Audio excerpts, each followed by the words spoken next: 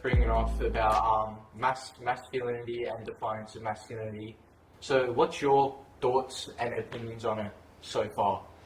Yeah, it's a really interesting conversation, I guess, masculinity. I think it's a massive topic in Australia, or probably more the Western world. And I've battled it my whole life in the sense of when I was younger, my definition of masculinity is probably different to what it is now. I think when I was growing up, what did you see on TV or movies? You see men fighting or these big action figures and strong men that just are running in the wars and stuff like that. And I think the world's very different to what it used to be probably 100 years ago. And I think we're still living off masculine archetypes from 100 years ago. And my definition of masculinity has changed, but I think it's really important to be a really strong man, and that comes in many different forms.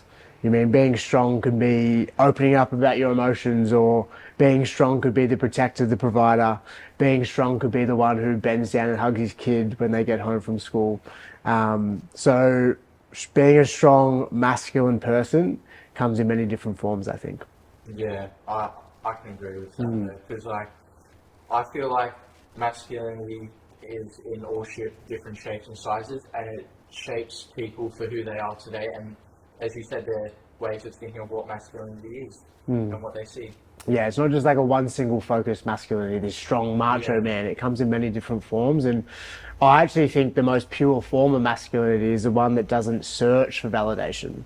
The most pure form of masculinity is the one who sort of sits in the background and does the acts of service when no one's looking, and does the things for family, friends, people they love when no one's looking, right? That's a pure form of masculinity, I believe. I feel like masculinity as well, but can be people more vulnerable, don't you think?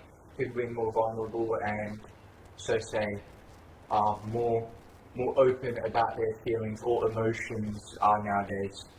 Yeah, I think it's more just asking yourself what you need, right? Yeah. And I think a big thing, what I've realized is taking care of myself, you mean, and sometimes that means crying to a friend, or opening up to a friend, or going to do a boxing session. I love to exercise, and it's taking care of myself so I can show up around my connections, my community, and be a better version of myself because I've taken care of myself. And that's a big thing for me, asking myself what I need. Sometimes it's to let go of things and open up, and then other times it's to go to the gym and feel strong and feel capable. So that's a big thing for me as well. I like that you say vulnerability, and then you bring up vulnerability, and I wanted to ask you, why do you think it's so important to embrace? I just think, as I was mentioning before, probably the world we live in now, it's very different to what it has been in the past, especially in the Western world. We have a world that is I wouldn't say it's perfect. There's obviously still room that we want to grow and evolve and get better at, and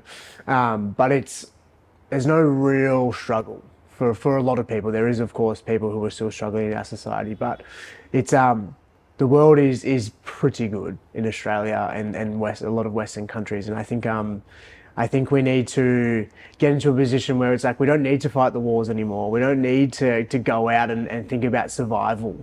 We don't need to fight off animals like we used to thousands of years ago. Like it's very different now, and I think there'll be times in a month, there'll be times in a year that you have a rough week, have a rough month. I mean, hopefully it doesn't last too long, but there'll be times where every human, male or female, goes through tough times. And I think it's up to us as individuals to ask ourselves what we need. And sometimes we need to let go and open up and be vulnerable and talk about what's actually going on rather than running away.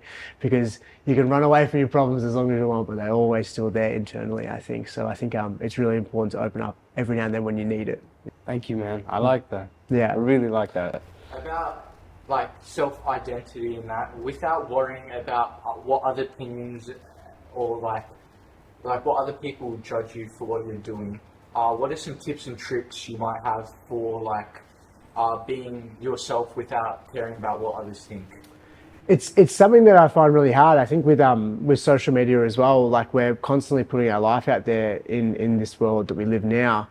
And it's crazy to think that, not even 50 years ago, like only probably 100 people knew what you were doing with your life, if that. It was your close community, maybe your boss, and now it's like thousands of people know what you're doing if you post it out there online, right? So it's a really interesting world we're living in. But I think I've always lived with this analogy that we have a flame inside of us. right? And sometimes we do things and that flame diminishes a little bit. You can never put the flame out completely, but sometimes we do things and the flame diminishes.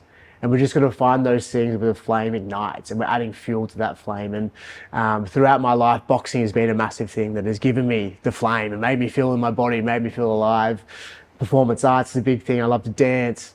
There's hanging out with friends adds fuel to the flame. So find those things that add kindling to your flame, add fire to your flame, and continue to try and do that. And if you can make a job out of it, like how lucky am I, right?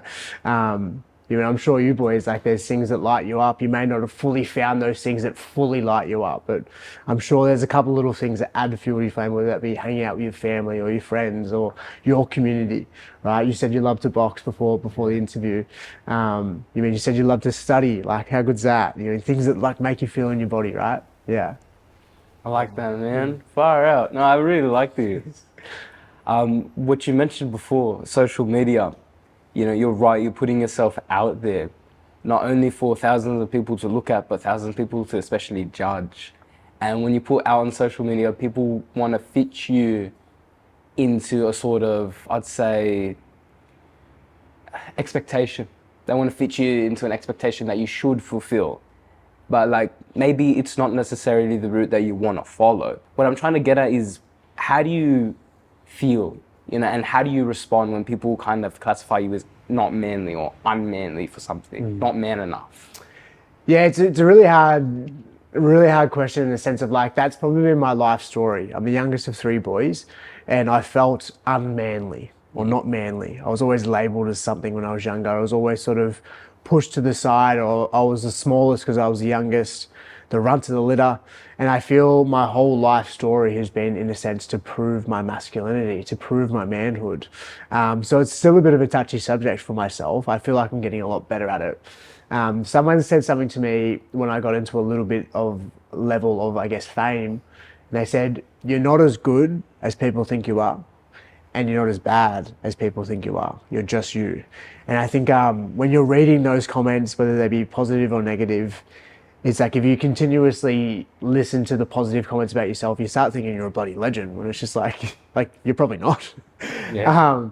And then if you read those negative comments about yourself consistently all the time, you start thinking that you're a bad person, and yet you're sort of like eating yourself alive. But it's just like, I know who I am, or I'm searching for who I am. I don't fully know who I am yet, but I think I'm just trying to be true to myself, and whatever that comes as. It comes in many different forms.